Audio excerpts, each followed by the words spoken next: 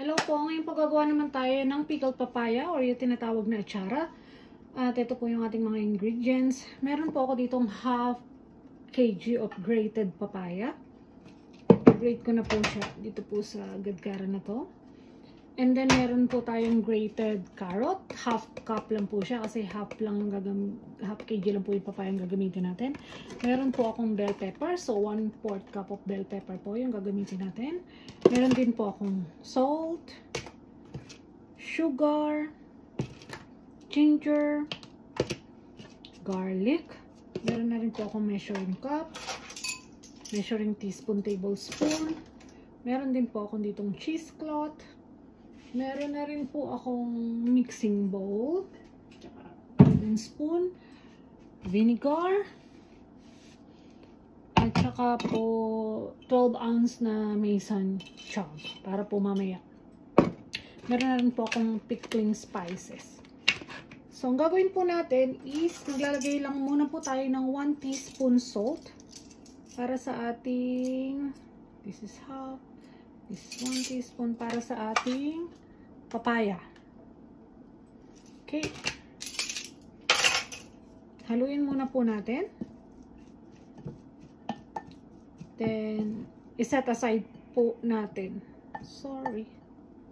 Set aside po muna natin. So, para naman po sa ating mixture solution, maglalagay po ako ng 2 cups ng only 1 cup pala kasi ano lang po yung ating papaya is half. So, kung 1 kg po, 2 cups po ang gagamitin natin. Pero since 1/2 kg lang po, so gagamit po tayo ng 1 cup ng vinegar, 1/4 cup ng ginger. Yan po. And then 1/8 cup ng garlic. So half po nito. 1/8 cup ng garlic. Magpe-preheat na po tayo ng kalan. So 1 teaspoon po ng salt. 1 teaspoon ng salt. No, half yan. Sorry ito. 1 teaspoon ng salt. Yan. And then po, 3/4 cup ng sugar. Sugar po, 3/4 cup ng sugar. 3/4. Iba naman po, gusto matamis. So, depende na po sa inyo. Pero sundin muna po natin yung basic. 3/4 cup ng sugar. And then, yun na po, ibaboil, meron pa po tayong 1 teaspoon ng pickling spice. 1 teaspoon. Yan po. And then, huwag nyo pong hahaluin yung solution nyo. I-dissolve nyo muna po bago nyo ilagay sa kalan. I-dissolve nyo muna yung sugar, tapos lahat, bago nyo po ilagay sa kalan. Sa fire. Kasi po, once hinalo nyo nang hindi kumukulo yung vinegar, is mahihilaw siya. So, hindi po siya masarap ang lasa. So, while wala pa po siya sa fire, haluin nyo muna po. Okay, makikita nyo naman po once dissolved na. Tsaka nyo po siya ilagay sa low heat. Okay po. So, bumalik naman po tayo dun sa papaya na nilagyan po natin ng asin. So, gagamit po tayo ng gloves. Kasi po, squeeze natin siya para mawala yung ano. So, meron na po tayo dito din na mixing bowl. So, ilagay po natin siya sa cheesecloth. So, ayan po. Cheesecloth. Tapos, squeeze po natin siya kasi para matanggal po yung pinaka-pait. Kasi po mapait siya. po. So, hawakan nyo lang po siya. Yan. Meron naman po akong gloves para dun sa. So, ito lang po yung hahawakan nyo. So, kailangan po matanggal yung ating juice. So, hintayin nyo lang po kumulo yung mixture solution nyo. So, hindi po ba ang daming water na natanggal po? So, isa-isang mixing bowl po, ilagay nyo yung papaya nyo. Yan. Then, tanggalin ko muna po ito. Then, yung carrot.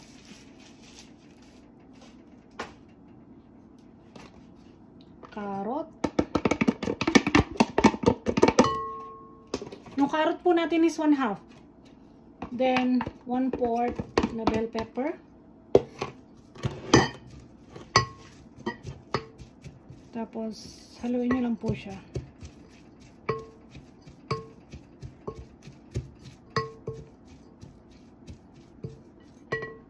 So, while hinihintay po natin kumulo yung ating yung ating mixture. So, ilagay lang po natin siya. Sorry po, maliit yung kitchen namin. Tanggalin natin ang mga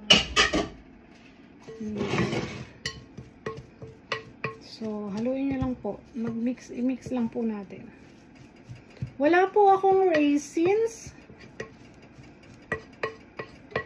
Pero, mas masarap po siya kung may raisins. Optional lang naman po. Pero kung nalimutan ko po kasing bumili, so, skip muna po natin yun. Pero nakakadagdag po siya talaga ng flavor, yung raisins.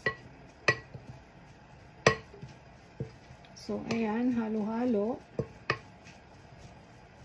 So, kumukulo na po yung ating solution. So, pag kumulo na po siya, yan. So, kunin po ulit natin yung gloves natin kasi po, ilalagay natin tong ating mixture, papaya mixture sa mason jug. Yan. So, ito po. Yan. So, i-off ko muna po yung aking. Yan. Po. And then, maglalagay lang po tayo ng itong ating papaya mixture sa mason. 12 ounce po itong ginamit ko. Sorry. Yan. So, sakto lang po siya siguro. Yan. Maglagay po kayo ng space.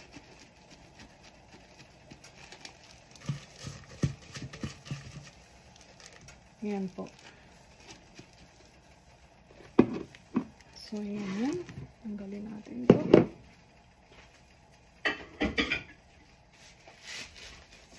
Tapos, kunin natin itong ano. Kasi para mapupour natin yung kumulo natin na. Ito. Yan. Tapos, ilalagay nyo po siya sa yan. So, cover lang po natin.